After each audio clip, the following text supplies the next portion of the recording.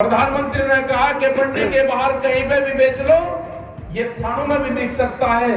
सरकारी थाना है तो थानों के अंदर बेचने का काम करेंगे।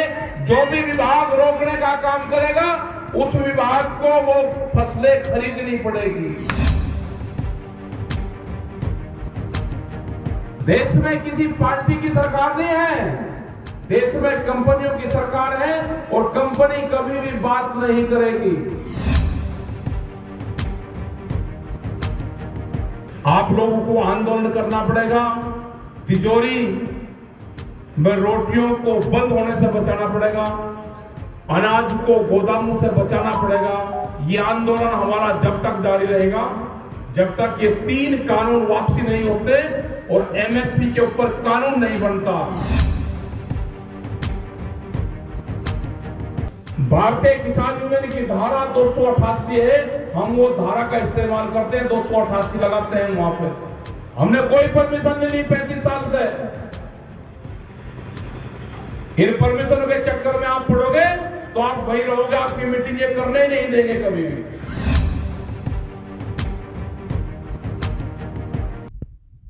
प्रशासन उसको रोकने की कोशिश करेगा। आप उसको बता दो कि भारत सरकार का ये रेट है 1975 रुपए गेहूं का रेट है, 1700-1800 रुपए मक्का का रेट है, 1800-1850 रुपए धान का रेट है। प्रधानमंत्री ने कहा कि मंडी के बाहर कहीं पे भी बेच लो, ये थानों में भी बिक सकता है। सरकारी थाना है तो थानों के अंदर बेचने का काम करेंगे। जो भी विभाग रोकने का काम करेगा उस विभाग को वो फसलें खरीदनी पड़ेगी। ये आंदोलन की यहां से शुरुआत होगी। वे वहां पर रोकने की आपको कोशिश करेंगे कि दिल्ली की तरह पटना को भी एक दिल्ली बनाना पड़ेगा हमको। उस दिन इस आंदोलन की शुरुआत हो जाएगी। जिस तरह से पंजाब के लोग दिल्ली के अंदर आए, हरियाणा के अंदर आए, उत्तर प्रदेश के लोग आए, राजस्थान और मध्य प्रदेश के लोग दिल्ली में अपने ट्रैक्टरों के साथ में आए, उनको 2 दिन लगे आने में। पूरे उनको 2 दिन से भी ज्यादा बैरिकेडिंग हटाने में लगे, बड़े बड़े पत्थर ट्रैक्टरों से हटाने में लगे, बैरिकेडिंग हटाने में लगे, सड़कें एनएच को, नेशनल हाईवे को राजा उसकी हरियाणा की सरकार ने खोद दिए, नहरें वहां पे खोदी, उसमें मिट्टी भर के जो वो ट्रैक्टर जो वो काफिले पंजाब और हरियाणा के लोग आगे बढ़े, उनको 4 महीने से भी ज्यादा हो गए दिल्ली को चारों तरफ से घेर कर रखना है। जब पूरे देश की राजधानी गिरेगी, यह आंदोलन ऐसे ही खत्म नहीं होगा। क्योंकि अगर किसी पार्टी की सरकार होती तो जरूर बातचीत हो जाती। देश में किसी पार्टी की सरकार नहीं है, देश में कंपनियों की सरकार है और कंपनी कभी भी बात नहीं करेगी। ये वही कंपनी है जो भूख के आधार पे देश में रोटियों की कीमतें तय करना चाहती है। आप अगर जाकर देखोगे कंपनी के जो रेस्टोरेंट है, आप उसमें जरूर देखना, मैकडॉनल्ड्स, केएफसी, जो बड़ी बड़ी फूड चेन है, उनके वहां पे जब शाम को भोजन वो पूरा बंद करते हैं ये अपना सेंटर। अगर इनकी क्लोजिंग रात को 9 बजे है तो 9 बजे के बाद में किसी को खाना नहीं देते, तो जो बचा हुआ खाना है ये अपने कर्मचारी को भी नहीं देते। इनकी जानकारी करी है इनकी हमने। उन्होंने कहा कि नहीं, बचा हुआ भोजन कर्मचारी को नहीं देना, बचा हुआ भोजन डस्टबिन में जाना, कूड़ादान में खुला। और इसमें 8 गुलाब जामुन है और 2 गुलाब जामुन रात के 8 बजे ग्राहक ने खा गया और 6 गुलाब जामुन उस डब्बे में बची तो वो डस्टबिन में जाएगी, वो दूसरे कर्मचारियों को खाने के लिए फ्री में नहीं दिया जाएगा। ये फूड चेन आएगी। हमको इसका विरोध करना है। इसका वॉलमार्ट जैसी कंपनी आ रही जिसके पास में 10,000 से भी ज्यादा पानी के जहाज हैं, वो एक देश का अनाज उठा के दूसरे देश के में अनाज फेंकने में उनको 15 से 20 दिन और महीना लगता है। उनका पहला टारगेट है कि साप्ताहिक बाजार बंद होंगे। ये एग्रीमेंट भारत सरकार से वे कर रहे हैं। क्या साप्ताहिक बंद जो बाजार बंद होंगे उनसे क्या कितना उनका नुकसान होगा? जो 2 रुपए की कंगी और 5 रुपए का संदूर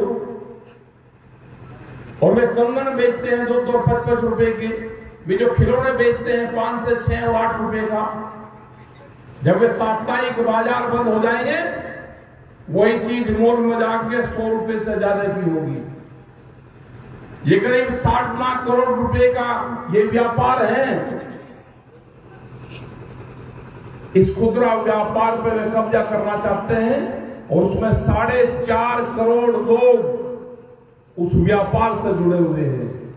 वे बर्बाद होंगे, बेरोजगार होंगे। तो ये बहुत से सवाल हैं। ये खाली किसानी का इशू नहीं है, ये मेरे नौजवान का इशू भी है, जिनको बताया गया था कि रोजगार मिलेंगे, 2 करोड़ रोजगार हर साल मिलेंगे, वे रोजगार तो नहीं मिले। अगर उसने रोजगार की तलाश अपने खेत में करी तो उस खेत को छीनने का काम करा जा रहा है। हमको अपने खेत से ही रोजगार तैयार करने पड़ेंगे, बाहर कोई रोजगार अब नहीं है।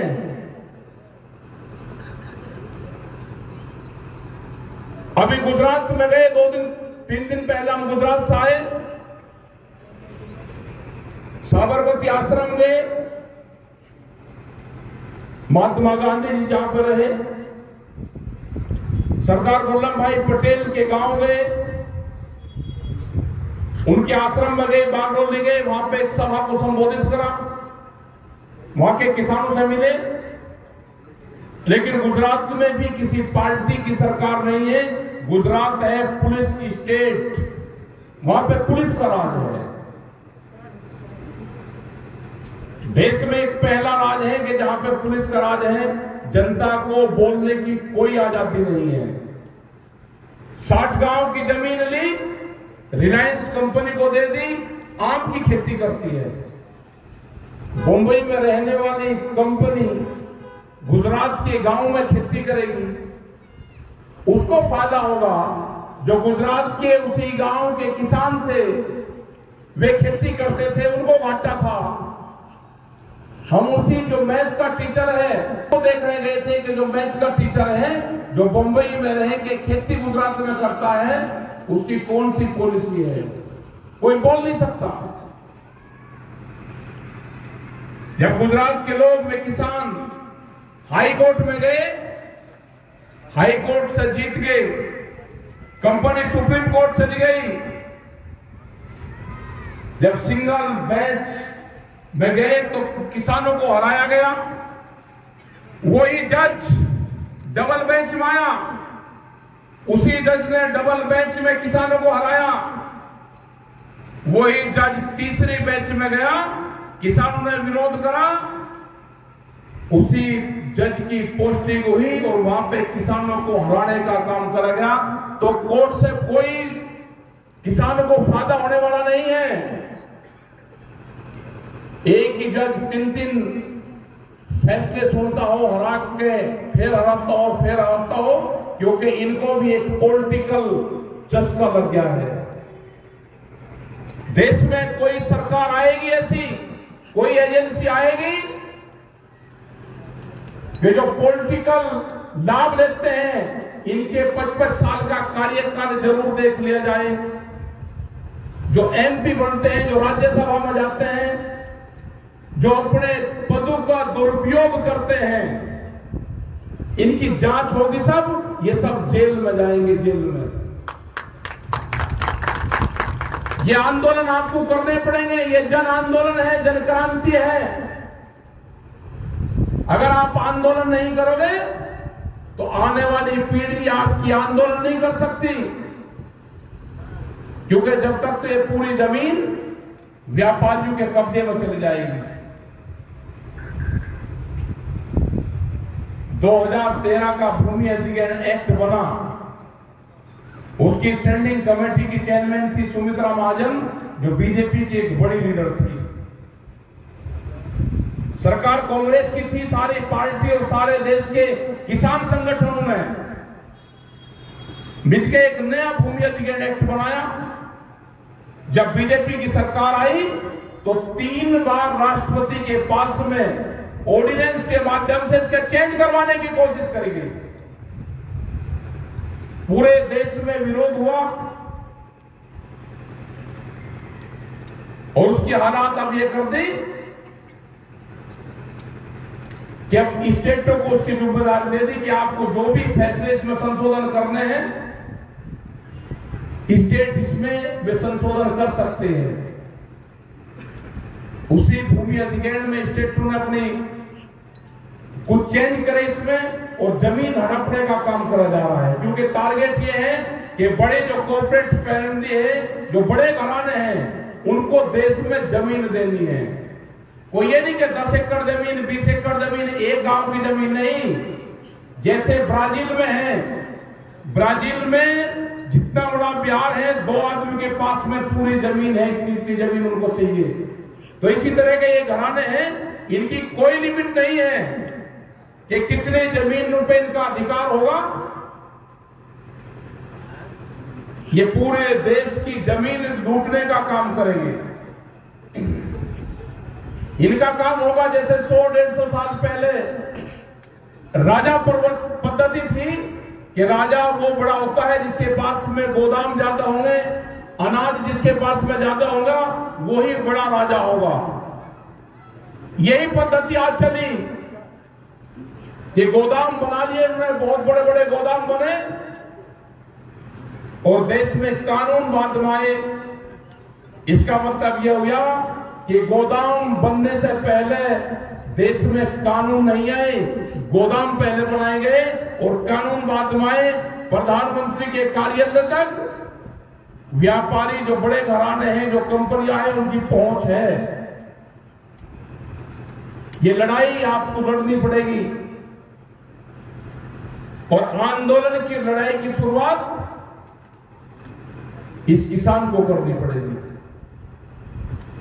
क्योंकि जीवन में सबसे प्यारी चीज अगर किसी आदमी को होती है तो होता है, अगर किसी का 3 लड़की भी होगी तो कहेगा भाई मेरा लड़का नहीं हुआ। सबसे प्यारा लड़का होता है, पुत्र होता है सबसे प्यारा। लेकिन कोई एक किसान जो यहां पर बैठा, अपने जीते जी किसी ने अपने लड़के के नाम अपनी जमीन करी, कोई एक आधा होगा, मजबूरी बस करते होगी, जमीन नहीं करता नाम। वो मरते दम तक भी 100 साल की उम्र में भी अपने लड़के के नाम जमीन नहीं करता। वो कहता है कि ये लड़का है ना, जमीन बेच लगा। लेकिन ये कंपनी आपकी जमीन हड़पना चाहती है। आप कैसे घर में सो रहे हो? आपको आंदोलन करने पड़ेंगे। पुलिस फोर्स के लोग आपको डराने का काम करेंगे। आप जहां पे मीटिंग करोगे, वे एक दिन पहले आपको मीटिंग की परमिशन देंगे। किसान संगठन कोई परमिशन लेने की जरूरत नहीं है। आप अपना प्रेस में ज्ञापन दो कि हमारी मीटिंग यहां पे है, आप अपनी मीटिंग करो। जिनके खिलाफ आप आंदोलन कर रहे हैं, आपको परमिशन देंगे। ये धाराएं 144 लगेंगे। भारतीय किसान यूनियन की धारा 288 है, हम वो धारा का इस्तेमाल करते हैं, 288 लगाते हैं वहां पे। हमने कोई परमिशन नहीं ली 35 साल से। इन परमिशन के चक्कर में आप पड़ोगे तो आप वही रहोगे, आपकी मीटिंग ये करने ही नहीं देंगे कभी भी। जब आप आंदोलन ट्रैक्टर से करना शुरू कर दोगे, पूरे बिहार और पूरे देश के किसानों को जगाना पड़ेगा। इसमें 5 साल लगे हमको आंदोलन, ट्रैक्टर पे आंदोलन लाने के लिए। पहले लोग शर्माते थे, जो नौजवान था वो शर्माता था ट्रैक्टर चलाते हुए। और आज ट्रैक्टर उसका स्टेटस सिंबल बन गया है, ट्रैक्टर किसान का। दिल्ली में गए 26 तारीख में, 26 जनवरी को 3.5 लाख ट्रैक्टर थे। 26 जनवरी को 25 लाख आदमी थे। 3.5 लाख ट्रैक्टर दिल्ली की चमचमाती सड़कों के ऊपर चले। वे धोखे में फंसाना चाहते थे किसान को। दिया पुलिस फोर्स ने, वो एक षड्यंत्र था कि लाल किले पे जाएंगे, ये कुछ न कुछ वो करेंगे। जिन लोगों को, जिन बच्चों को लाल किले के ऊपर लेकर गया, उनसे पहले ही साठगांठ होगी कि आप लाल किले पर जाना, वहां पे ध्वज फैला देना, जिससे एक कौम को, एक किसान बिरादरी को बदनाम करा जाए। अरे किसान जाएगा तो पार्लियामेंट पे जाएगा, कहेगा जाएगा, आप रोकना किसान को। वे 25 लाख आदमी भी वही हैं और वो टैक्सर भी वही है, और किराए भाड़े के नहीं थे जिस को बजाएगा। ये गलत फहमी निकालते अपने दिमाग से।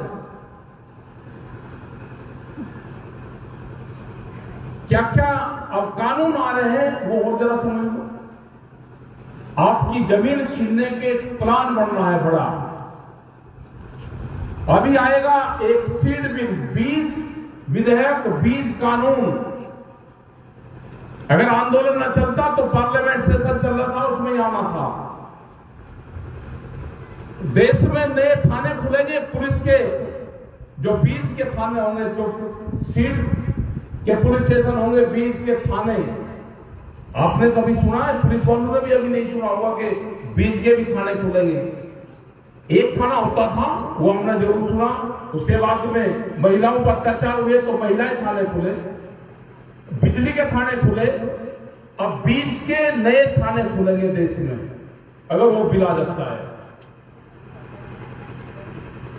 किस कंपनी से आपने बीज खरीदा, वो बीज आपने बोया, या आपने दूसरी जगह से कहीं से बीज बोया?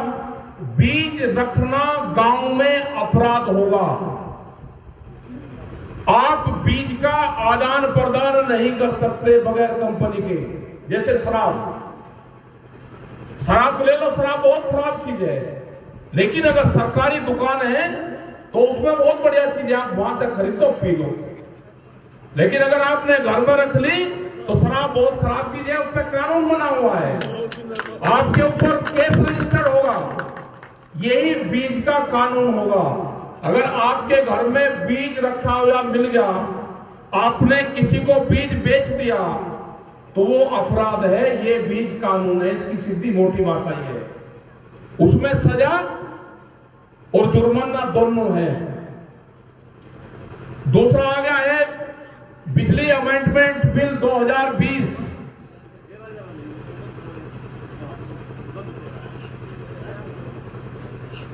उसमें है कि अगर किसी के पास में 2 पशु गांव में है तो उसको कॉमर्शियल कनेक्शन लेना पड़ेगा, व्यापारिक कनेक्शन बिजली का। ये एक बिजली का कानून आ रहा है। अभी आपके यहां पे भी 15 साल से ज्यादा अगर किसी के पास में ट्रैक्टर है तो अवैध है, आप उसको चला नहीं सकते। ये देश में एनजीटी का कानून आ गया है। जो दिल्ली के आसपास है उसमें 10 साल से पुराना diesel engine, tractor, pumping set आप नहीं चला सकते। लेकिन बिहार और पूरे देश में 15 साल से ज्यादा अगर engine, diesel engine, pumping set, tractor गाड़ी आपके पास में है तो आप उसको नहीं चला सकते, वो इलीगल है। दूध का एक एग्रीमेंट भारत सरकार विदेशों से कर रही है। अगर वो आएगा तो पूरा दूध का सेक्टर, पूरी डेयरियां हमारी खत्म होगी। और जो अमूल जैसी डेयरी है उसने कहा कि 17 रुपया लीटर अगर भारत सरकार हमको सब्सिडी देगी तो हमारी डेयरी सेक्टर बच सकता है, नहीं तो डेयरी सेक्टर नहीं बचेगा। तो जब इतने कानून आ जाएंगे तो किसानी बच सकती है। ये किसानी बचेगा, ये गांव बचेगा, ये नौजवान बचेगा जब सड़क पे आंदोलन होगा, जब सड़क से आवाज आएगी। और वो टाइम आ गया जब पार्लियामेंट, संसद से जब संसद गूंगी और बहरी हो जाए, वहां से कोई आवाज ना आए, तो उसके बाद में सड़क की आवाज सुनाई देगी। तो ये आंदोलन का टाइम आ गया कि आपको आंदोलन में हिस्सा लेना पड़ेगा, आंदोलन करने पड़ेंगे, ट्रैक्टरों से आंदोलन करने पड़ेंगे। जैसे हमारे जवान हैं वो टैंक से आंदोलन करते हैं, टैंक अपनी सरहदों पर रखते हैं। किसान को ट्रैक्टर अपने खेत में रखना पड़ेगा, अपने देश की सड़कों पर रखना पड़ेगा, आंदोलन करना पड़ेगा। जो मेरे यूथ हैं, जो युवा है, उसको ट्विटर का सहारा लेना पड़ेगा। जब ही ये TTT से ही देश बच सकता है। जो युवा है वो ट्विटर चलाएगा, जो देश का नौजवान है, जो गांव में रहता है, वो ट्रैक्टर चलाएगा, और देश की सरहदों पर हमारा जवान टैंक चलाएगा। ये देश जब बचेगा, देश नहीं बचना। 26 बड़े संस्थान बिक गए हैं। ये कोरोना काल फिर लगेगा। जो कुछ बचा हुआ है वो अब बिकेगा। रेलवे बिकी, एयरपोर्ट गए,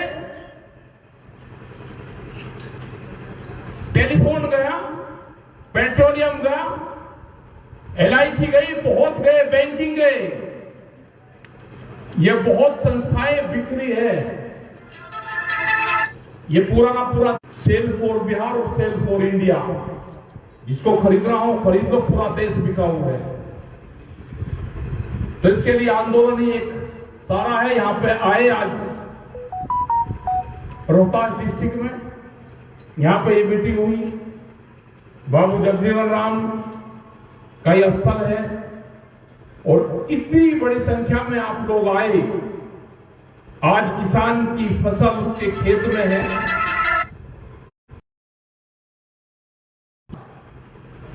आपका धन्यवाद, जो आयोजक करवाने वाले उनका धन्यवाद। आप लोगों को आंदोलन करना पड़ेगा। तिजोरी में रोटियों को बंद होने से बचाना पड़ेगा, अनाज को गोदामों से बचाना पड़ेगा। ये आंदोलन हमारा जब तक जारी रहेगा, जब तक ये 3 कानून वापसी नहीं होते और MSP के ऊपर कानून नहीं बनता। ये आंदोलन हमारा जब तक जारी रहेगा। और भारत सरकार और LIU के लोग यहां पे होंगे, ये जरूर छुपा दे खबर। लॉकडाउन लग जाए, कर्फ्यू लग जाए देश में, ये हमारे आंदोलन और धरने जो दिल्ली के चारों तरफ हुए हैं, ये खत्म नहीं होंगे। इनको शाहीन बाग मत मानना। ये आंदोलन हमारे जारी रहेंगे। और पूरे पुलिस फोर्स के लोग, कर्मचारी, 2004 के बाद में जो कोई भर्ती हो रही है तो उसकी पेंशन नहीं है, लेकिन हमारे MP MLA की पेंशन है। प्रधानमंत्री जी, जरा एक बार उनके लिए भी कह दो कि जो आपने गरीब महिलाओं से उनका हक छीन लिया, इनके लिए भी बोलना चाहिए। जो MP MLA पेंशन छोड़ना चाहता हो, हमारे कर्मचारियों को पेंशन नहीं है और MP MLA को पेंशन है, तो ये दोगला कारोबार देश में नहीं चलेगा। या तो इनको भी पेंशन होगी और या उनको भी पेंशन छोड़नी पड़ेगी। यहाँ के पुलिस फोर्स के लोग हैं, आप कभी भी बिहार के जो पुलिस के जवान हैं, आपको कभी ये अपने घर पर नहीं ले जाने के सरकारी क्वार्टर में। आप कभी इनका क्वार्टर देखना जाके, 2 चारपाई आएगी उसमें। अपने माँ बाप को भी ले जाते हुए हिचकिचाते हैं, क्योंकि माँ बाप गांव में रहता है, खुली जगह में रहता है, वहां पर उनकी अम्मा बंधन में नहीं रह सकती। तो भारत सरकार को कहा, स्टेट गवर्नमेंट को सबको लिख रहे कि आप इनसे ड्यूटी नेपाल के बॉर्डर पर दिलवा लो, उत्तर प्रदेश के बॉर्डर पर दिलवा लो, ये अपने बच्चों को पढ़ाने का क्वार्टर बढ़ा कर दो, इनकी सैलरी बढ़ा दो। वर्दी का अगर 16,000 रुपए दिल्ली में पुलिस की वर्दी का भत्ता मिलता है, बिहार में 2,500 से 3,000 से ज्यादा नहीं होगा। क्या यहाँ पर कपड़ा सस्ता है? सबसे ज्यादा ड्यूटी देंगे फोर्सेस के लोग, 24-24 घंटे की ड्यूटी देंगे, लेकिन यहाँ पे आवाज नहीं इनकी कोई उठा सकता। ये हमारे ही परिवार से हैं, वो चाहे सरहद पर लड़ रहा हो या स्टेट पर लड़ रहा हो, ये किसान के ही परिवार से जाते हैं। तो इनकी आवाज, ये किसान संगठन बनेगा। जब जब भी भारत सरकार से बातचीत होगी, इनके जो मसले होंगे वे उठाए जाएंगे। टीचर से भी कम सैलरी इनकी है, कम से कम टीचर के बराबर तो इनकी सैलरियां दे दो, उनसे भी कम सैलरियां इनकी है।